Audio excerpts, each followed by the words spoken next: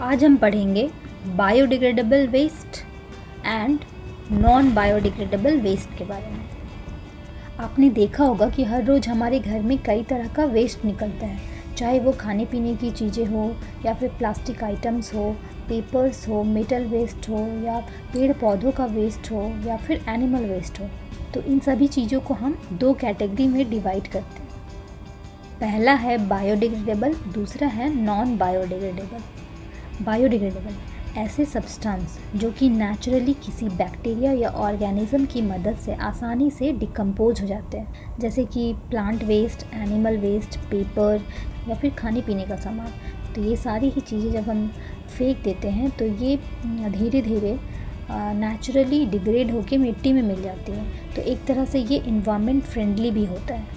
वहीं पे non biodegradable ऐसे सब्सटेंस होते हैं जो कि नेचुरली किसी बैक्टीरिया की मदद से डिकम्पोज नहीं हो सकते, जैसे कि metal waste, plastic item, plastic bottles, glass bottles, rubbers. ये सभी चीज़ें हमारे इन्वायरमेंट के लिए हार्मफुल होती है, क्योंकि जब हम इसे फेंक देते हैं तो ये सालों तक वैसे ही पड़े रहते हैं, ये कभी डिग्रेड नहीं हो सकते। ऐसे इन्वायरमेंटल प्रॉब्लम्स को दूर करने के लिए 4R principal must be used. 4R यानी 1R for refuse, 2nd for reduce, 3rd for reuse and 4th R for recycle। Refuse यानी ऐसी कोई भी चीज़ नहीं खरीदे जिनकी हमें आवश्यकता नहीं है। Refuse those items. रिड्यूस यानी जितना हो सके हम प्लास्टिक आइटम का इस्तेमाल कम से कम करें। प्लास्टिक पॉलीथीन बैग की जगह हम कॉटन बैग का भी इस्तेमाल कर सकते हैं।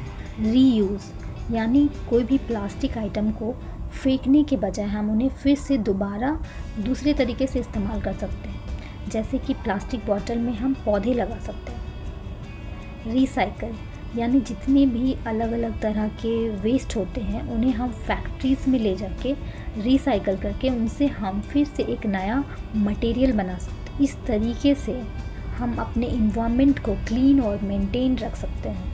So that's it for today. Thank you so much.